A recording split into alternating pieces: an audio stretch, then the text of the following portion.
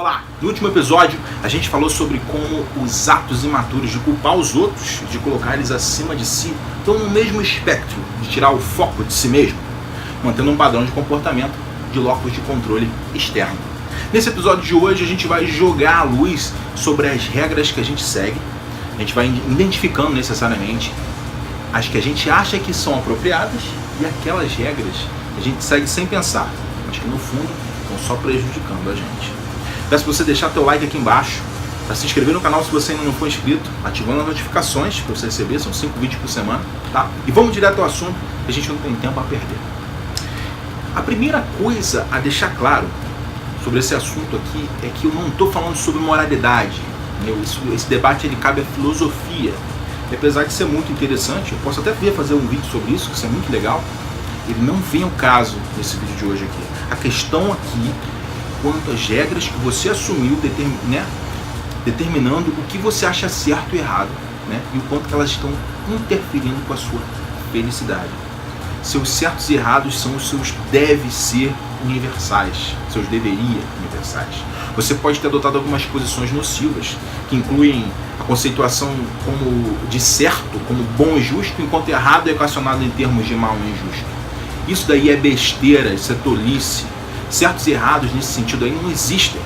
A palavra certo subentende uma garantia de que você fez alguma coisa de determinada maneira, Se você fez alguma coisa de determinada maneira, você pode esperar resultados positivos.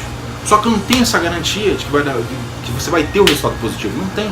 Faz todo sentido a gente começar a pensar que qualquer decisão traz como resultado algo diferente, ou mais eficaz, ou mais divertido.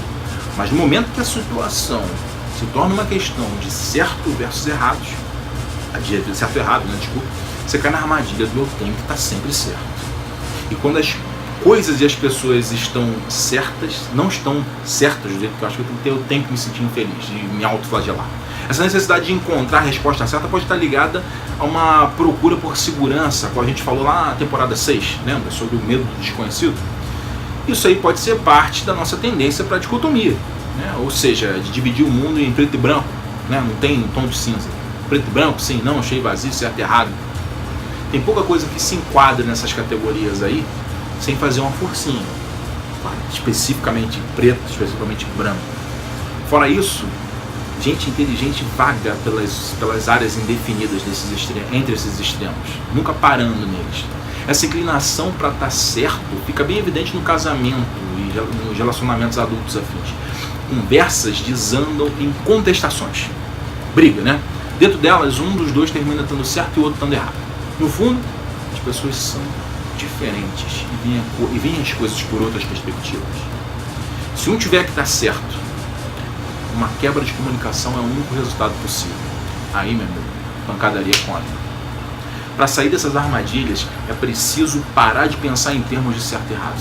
Se a esposa do João começasse a tratar, E se a esposa do João começasse a tratar com ele de assuntos que não se referissem ao que ele acha ao que ela acha que ele deveria fazer, ou não, em lugar de tentar ficar convencendo ele que ele está errado. Se ela fizesse isso, todos os certos e errados de qualquer tipo representam casos de deve ser, de um tipo ou de outro. Esses deve ser que se interpõem no nosso caminho, especialmente quando entra em conflito com a necessidade de uma outra pessoa de se afirmar também. Esse modelo de realidade, com essa dinâmica furada de certo e errado, estimula o nosso senso de ser a tentar se adaptar. Nisso surgem alguns nós esquisitos, com uma indecisão, com uma transferência do raciocínio em termos de certo e errado. Vai ficar simples isso que eu acabei de falar, eu sei que foi meio assim complicado, Vai ficar simples, só se liga no que eu vou te dizer aqui para dar um exemplo. Uma vez eu perguntei para um rapaz se ele tinha dificuldade de tomar decisões, de tomar uma decisão especificamente. Aí ele me respondeu, sim e não. Como assim? Interessante, Talvez seja desafiador para você tomar decisões, mesmo que para pequenas coisas. Isso decorre diretamente da inclinação para dividir o mundo em categorias, certo e errado, certo e errado.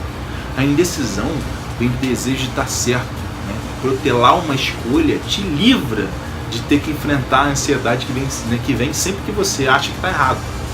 Se você eliminasse o caráter de certo e errado da sua decisão, vou te E se eu disser, melhor ainda, se eu disser que se você fizer isso, decidir passa a ser uma coisa assim, tranquila. A gente pode acalmar a nossa neurose de indecisão visualizando todas as consequências potenciais, como não sendo nem certas, nem erradas, nem boas, nem más, nem piores, nem melhores, mas apenas diferentes. Se eu compro uma roupa que me agrada, eu vou ficar com uma determinada aparência. E aparência essa que é apenas diferente, não melhor, né, da que eu tenho usando outra roupa. Uma vez que a gente desista, né, dos doentios certos e errados, a gente vai achar a tomada de decisão uma simples questão de analisar as consequências, né, possíveis daquilo que a gente prefere em determinado momento. Se eu quero uma consequência boa, eu tomo uma decisão em função daquela consequência que eu quero criar. E pronto. Se a gente vier escolher se lamentar também, por outro lado, né, a propósito da decisão, no lugar de assumir, né, o fato de que isso é perda de tempo, por manter a gente vivenciando o passado, não vem o caso aqui, basta a gente resolver, simplesmente tomar uma decisão diferente no futuro. Pronto, aprendi com aquilo.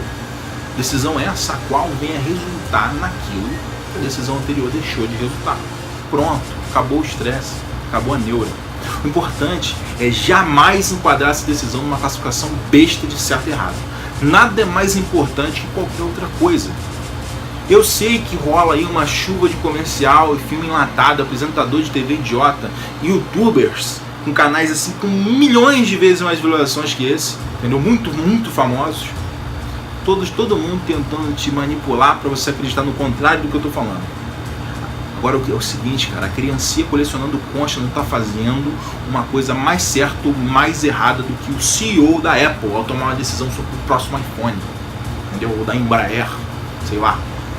Decisões são apenas diferentes e pronto. A gente pode acreditar que as ideias erradas são mais e não deveriam ser mencionadas, enquanto as boas, né, as boas ideias deveriam ser encorajadas. Talvez a gente diga isso para os nossos filhos, aos nossos amigos, aos cônjuges. Não vale a pena dizer isso ou fazer isso, se isso não for a coisa certa que se diga ou que se passa. Aí que mora o perigo.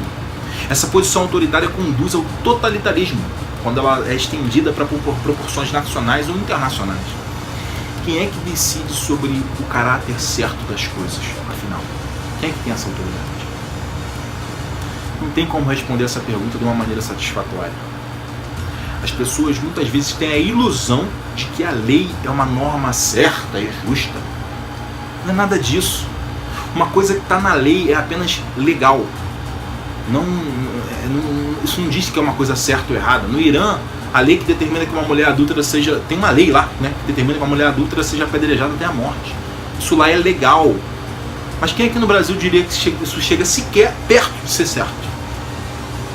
O filósofo utilitarista, o John Stuart Mill, ele proclamou a seguinte passagem quando ele escreveu lá sobre liberdade, isso eu lembro. Nunca podemos estar certos de que a opinião que procuramos sufocar seja uma opinião falsa. E mesmo que tivéssemos certeza, o fato de sufocá-la ainda seria um mal. A nossa capacidade não é medida pela nossa habilidade de fazer a escolha certa. A maneira pela qual a gente se conduz emocionalmente após qualquer opção é um indicador muito mais confiável da nossa integridade pessoal no presente, uma vez que uma escolha certa representa aqueles deve ser que a gente está se esforçando para eliminar. Adotar um novo tipo de raciocínio vai ser útil por duas razões. A primeira é, a gente vai banir os deve ser, as regras, né, as regras balelas, que não tem sentido na nossa vida, e puxar o óculos de controle para dentro. É uma coisa que, se você está assistindo, você sabe que a gente, é um objetivo muito nobre. E segundo, a gente vai passar a achar a tomada de decisões bem menos difícil sem essas categorias, sem nexo de certo e errado.